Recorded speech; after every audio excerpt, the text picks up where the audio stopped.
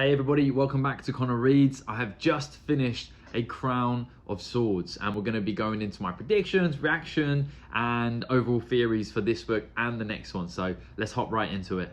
As always, there's going to be spoilers from the outset and throughout. So if you haven't read this book, pause the video, go read it, come back. I'll be honest, this book left me with more questions than answers at the end of it. And one thing I will say before jumping into this video is, I think there's two different experiences. For those of you who read these books as they were being released, and you get like 6 months, a year, 18 months, 2 years sometimes probably between books, it's like a different onus on the author in comparison to me, who's reading them all, not back to back, there's books in between, but essentially I could read it all as one collective story. So as an author, if you're bringing out these books, as you know, every author does, although each book is roughly 1/14 of the story, every book also needs to have a beginning, a middle, and an end, a satisfying end, if this reader's going to be satisfied enough to read these books, to wait the year or two to read the next book. And I get that. So I know that me reading it is like 14 books altogether. But really what it looks like is Robert Jordan, when he's coming to the end of what is going to have to be a book and then release it, it feels like he's just stuffing in exciting things happening when there wasn't really any big build up to that exciting thing happening. And although I definitely don't want the story to slow down, because it's already quite a slow story, and that's part of the magic of it. You get so much time world building and building up relationships and characters and understanding of the lore and the world as a whole. But when it's obvious and clear he's just coming to the end and he says, okay, we need a confrontation with the Forsaken, or we need something climactic to happen, it just really feels like it's not in keeping with the flow of the story as a whole. So I just feel like it needs to be built up better and it needs to happen naturally throughout the course of the story.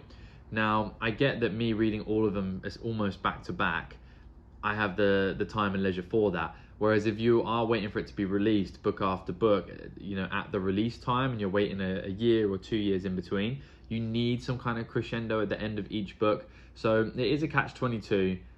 But yeah, I felt at the end of this book, a lot was just crammed in there. So let's talk about what I have just read. So one of the first things I saw was Nynaeve. She's on a boat, she's heading across to the sea folk to speak with them. And Morgidian, in disguise as she is now working as a servant to the man who calls himself Death, and she basically recognizes Nynaeve and sends balefire at her, which is really out of character. Nynaeve, two things happen. She gets sunk to the bottom of the river, but her boat is like over her and there's an air gap, and essentially she works her way past her block and saves herself. However, land does come in at the end and pull her out, and I did predict that. I predicted that we would get some kind of classic damsel in distress moment, as much as you could call Nynaeve a damsel in distress, which you very much can't. But it was a little bit more like a classic damsel in distress moment, and I really enjoyed it. I think in the next book we're going to see a lot more about how her removing her block makes a big difference to how she channels and who she is as a person. Like, not having to rely on that anger all the time hopefully chills her out a little bit. Even though I have really enjoyed her anger, it is a bit one-dimensional. So if we can lose that a little bit, we can hopefully get to explore a bit more of Nynaeve and a different side to her. And they both got married, and it was done without a huge ado. And although their relationship will undoubtedly turn into something that is way too frustrating to read right now, it's not too bad. And we also really have the first huge rivalry from this series. Now, although Rand essentially is rivals with all of the Forsaken, and a few other characters are rivals with each other as well, nothing has been as bitter and prolonged as Morgidian and Nynaeve. If I remember correctly, the initial interaction, Morgidian won in Tel'aran'rhiod, and then Nynaeve wins 2 on the bounce. And then, in this interaction, clearly Morgidian wins as well. So it's going to be so, hopefully, sweet, but also bittersweet when one of them eventually wins, because that means we'll have to say goodbye to the other. And although Morgidian is pretty evil and a little bit pathetic in some ways as well, she has proven like a worthy adversary, and probably the Forsaken that we've gotten to know the most.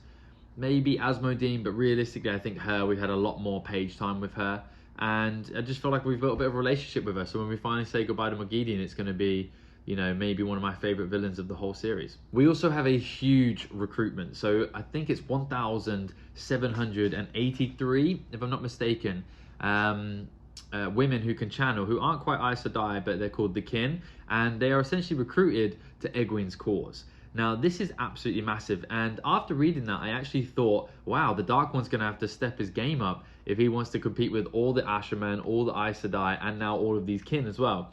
And obviously the Dark One's going to bring game. He's going to be so powerful and rain down huge armies. But right now, the odds look like they're stacked in the favor of the allies and our friends if they can all be united together.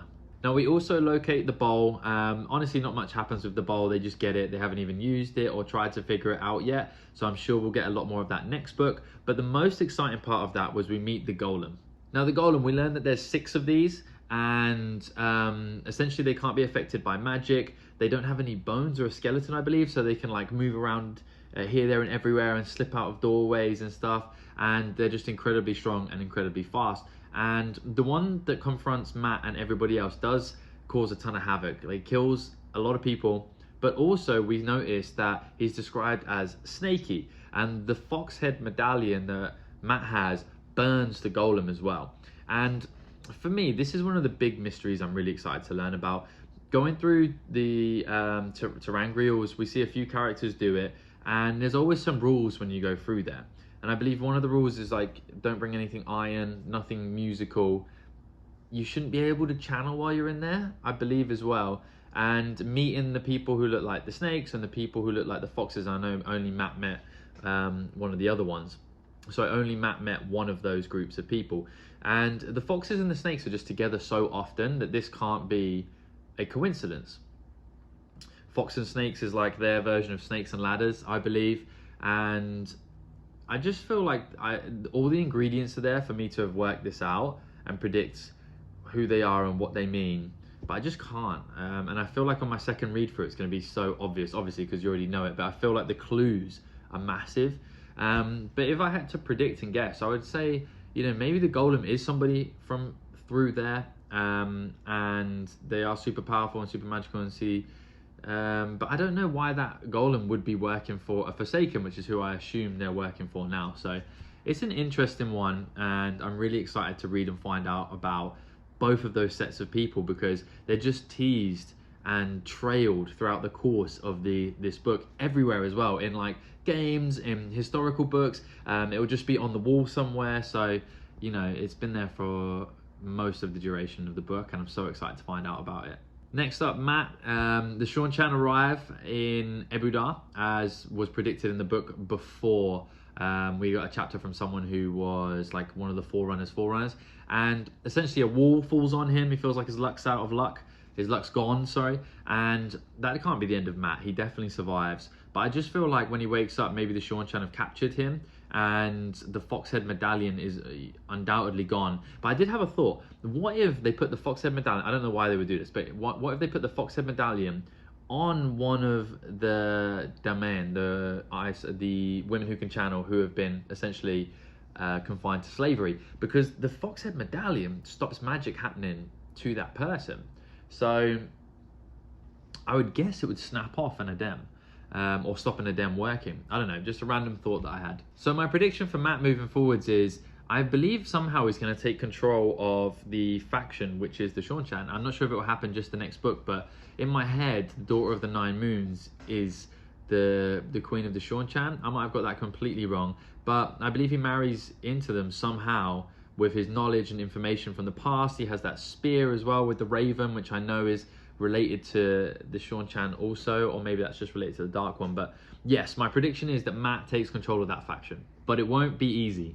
And then we have Rand going over to see the rebels. He goes to the rebels, he pretends he's not Rand, he has a little duel with a guy, and then all hell breaks loose and Padan Fain slices him with the dagger. And Padan Fain is such an amazing character that just is so underused. It really frustrates me. So I probably won't see him again for like 2 books now, but I miss him and his craziness. During all this, we see Cadsuane and how Cadsuane like interacts with people. And there's a lot of characters in these books that are able to make people do what they want with just a look. But it almost makes it seem like Cadsuane's talent is, you know, almost compulsion. Like she tells people something and they believe her, which would be a really badass talent to have. It's also revealed that Cadsuane is going to teach Rand and the Asherman, and I assume all males who can channel something really important. And it's been said a ton of times, like realistically, she can't teach them how to channel or do something with magic. So my guess is that she is able to reveal to them the madness, like understanding more about the madness, what it is. And my guess, and I said this in a previous video, is the only thing that really makes sense to me is that all males end up getting who they were previously in the pattern in their mind, and has that person talking to them and going at them in there. Because, you know, if the pattern is this never-ending thing and it's revolving and it's non-stops, and, you know, as one age starts, another ends and begins, and there is no beginning, there is no ending, all that confusing but awesome poetic stuff that we get at the start of every book and at the end of it, it just means I just feel like the madness is definitely that. It's definitely them speaking to who they were previously in their head, because it's so often it's described as some of the Asherman are just like staring off into space, and they're probably having those conversations with themselves. So that would be my prediction, is Cadsuane understands more about that, which we already know, and she's able to educate them. And it's either going to be terrible news, like you definitely will you know, go crazy and there's nothing you can do about it, or maybe there's a way to combat it, or maybe it's just information about it and how to handle it. We'll see. Rand then battles Sammael and kills him in Shadar Logoth. And I don't believe it. We don't actually see Sammael die. And whenever that happens, if there's not definitive, you know, 100% confirmation, then I can't believe it. So I think Sammael might still be bopping around somewhere. But one of the most interesting things that happen is there is a tall, pale man who helps Rand out. And I have no idea who that could be. We get some clues. So we get his description. I believe he's wearing a black coat. He's tall. He's pale. He's got dark hair. But the biggest clue that we get is Rand sends balefire at the, I can't remember the name of it, but the thing that is in Shadar Logoth that kind of like swallows people, the mist, right? And this guy also sends something at the same time, but Rand can't sense him channeling. So it's like, how do you send a fireball without channeling? And it specifically says he doesn't sense the male half. So unless it's a woman in disguise, which I highly doubt, you know, this person might have a different source that they can draw on. And also it was described as the taint, because Rand can obviously feel the taint as well, because it's connected to the source that he uses. The taint really didn't seem to like, was it called Mashallah, I think it's called? The magic of Mordor, the thing that's in Shadar Logoth, it really didn't like it at all. So I just feel like we need more information on these sources. And the reason why I said at the start of this video, this book gave me more questions than answers, is like, I just have so many questions at the end of it, more than I normally have. I feel like it's opened so many possibilities, and obviously I'm coming into the second half of the series now, so I don't know if it's crunch time yet, but I should be getting some more answers soon. But yeah, it's just, again, I feel like I've got so many clues as to, you know, who this guy could be, how the sources work, and I just don't have the intelligence to put it all together. So I'm gonna need a few more books before I can figure it out. One thing that frustrated me is Rand went and got the super powerful, I believe it's Angreals, the two small people holding the crystal balls, and he just never uses them. He never uses the sword in the Stone of Tear. He doesn't use those, and it's like, I get it, you don't want to use it day to day because you don't want to draw too much of the power or get addicted to it or have the taint take you or anything like that. But if you're gonna go fight a Forsaken, surely you should be bringing it with you. I don't know, just, you know, an idea.